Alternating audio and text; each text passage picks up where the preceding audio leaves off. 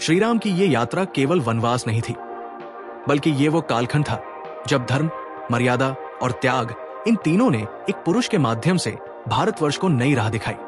श्री राम के पदचिन्ह आज भी इस भूमि पर अमिट हैं, साक्ष्य के रूप में, आस्था के केंद्रों के रूप में और प्रेरणा के अमर स्रोत के रूप में। श्री राम का वंगमन, एक पथ, एक प्रण और एक आदर्श। आइए चले इस यात्रा पर। बोलिए जय श्री राम। अयोध्या से श्रृंगवेरपुर, अब प्रयागराज के पास। जब श्री राम को वनवास का आदेश मिला, तब उन्होंने न केवल पिता की आज्ञा को स्वीकार किया, बल्कि राज सिंहासन को त्याग कर धर्म पथ पर चलना शुरू किया। उनका पहला पड़ाव था श्रृंगवेरपुर, जो आज उत्तर प्रदेश के प्रयागराज जिले के पास स्थित है। यहाँ पर निषाद गुह और केवट ने श्री राम, सीता और लक्ष्मण को गंगा पार कराई थी। आज ये स्थल श्रृंगवेरपुर धाम के नाम से जाना जाता है, जहाँ गंगा किनारे रामचरण मंदिर स्थित है। ये स्थान भक्ति और सेवा की मिसाल माना जाता है। त्रिवेणी संगम पर स्थित प्रयागराज भारत की आस्था की धड़कन है। यहीं पर महर्षि भारद्वाज का आश्रम था। उन्होंने श्रीराम को चित्रकूट की ओर प्रस्थान करने का सुझाव दिया, जहां वन का सौंदर्य, तप और शांति तीनों मिलते हैं। आज प्रयागराज में भारद्वाज आश्रम अब भी साधकों और भक्तों का तीर्थ बना हुआ है।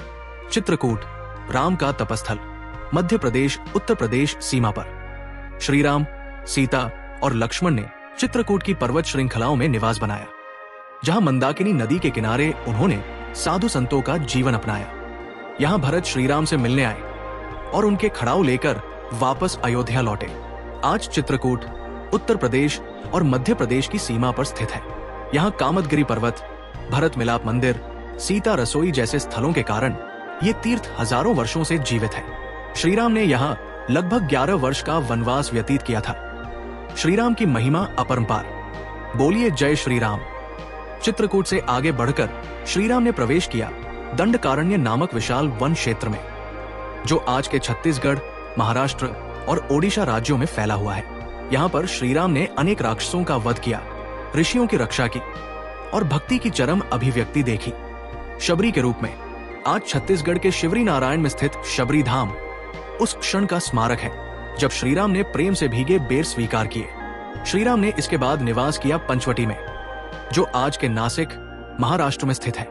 यहाँ स्वर्ण मृग, लक्ष्मण रेखा और सीता हरण जैसी घटनाएं घटित हुई। जटायु ने रावण से युद्ध किया और वीरगति को प्राप्त हुआ। आज नासिक में स्थित सीता गुफा, काला राम मंदिर और जटायु स्थल इन घटनाओं की स्मृति को आज भी संजोए हुए हैं। जटायु की मृत्यु स्थल अब आंध्र प्रदेश के लेपाक्षी नाम से जाना जाता है। यहाँ श्रीराम ने उसके अंतिम संस्कार में पुत्रवत सेवा दी थी। आज लेपाक्षी में भव्य वीरभद्र मंदिर और जटायु की विशाल प्रतिमा स्थित है, जो इस धर्म युद्ध में पक्षीराज के बलिदान की याद दिलाती है। श्रीराम की अगली यात्रा उन्हें ले गई हम्पी, कर्नाटक के निकट स्थित किष्किंधा पर्वत क्षेत्र की ओर। यही उनकी भेंट हनुमान जी से हुई और उन्होंने सुग्रीव से मित्रता की। यहाँ बाली का वध हुआ और सीता जी की खोज का संकल्प लिया गया। आज ये क्षेत्र अंजनाद्री पर्वत, हनुमान जन्मस्थल, ऋषमुख पर्वत और किष्किंधा पर्वत के कारण एक जीवंत धार्मिक ऐतिहासिक स्थल है। श्रीराम ने समुद्र के तट पर पहुंचकर शिव जी की आराधना की और राम सेतु निर्माण का कार्य आरंभ किया। आज तमिलनाडु में स्थित रामेश्वरम भारत के 12 ज्योतिर्लिंगों में से एक है। यहाँ के कोदंड राम मंदिर, धनुषकोडी और रामपदम स्थल श्रीराम की उपस्थिति के स्थायी प्रमाण है। श्रीराम और वानर सेना ने समुद्र पार करके रावण से युद्ध किया। 21 दिनों की महायुद्ध में रावण, मेघनाद और कुंभकर्ण का अंत हुआ। सीता जी को अग्नि परीक्षा देनी पड़ी और पुनः धर्म की स्थापना पूर्ण हुई। आज श्रीलंका में स्थित सीता एलिया, अशोक वाटिका, दिवरमपोला और रामबन क्षेत्र में इस संघर्ष के चिन्ह आज भी सुरक्षित है। 14 वर्षों के वनवास के बाद श्री राम पुष्य नक्षत्र में अयोध्या लौटे। प्रजा ने दीप जलाकर उनका स्वागत किया और तभी से दीपावली का उत्सव प्रारंभ हुआ। आज अयोध्या में राम जन्मभूमि मंदिर, हनुमानगढ़ी और कनक भवन जैसे स्थल श्रीराम की उपस्थिति को भौगोलिक और आध्यात्मिक दोनों रूपों में जीवित रखते हैं। श्रीराम का वंगमन एक ऐतिहासिक कथा नहीं, बल्कि एक जीवंत परंपरा है। जहां जहां उनके चरण पड़े, वहां आस्था की जड़ें गहरी होती गई। भारत का हर कोना श्रीराम के धर्म पथ का एक अध्याय है और आज भी जब हम सत्य, सेवा और मर्यादा की बात करते हैं, तो श्रीराम की ये यात्रा हमारे भीतर पुनः जाग उठती है। जय श्री राम।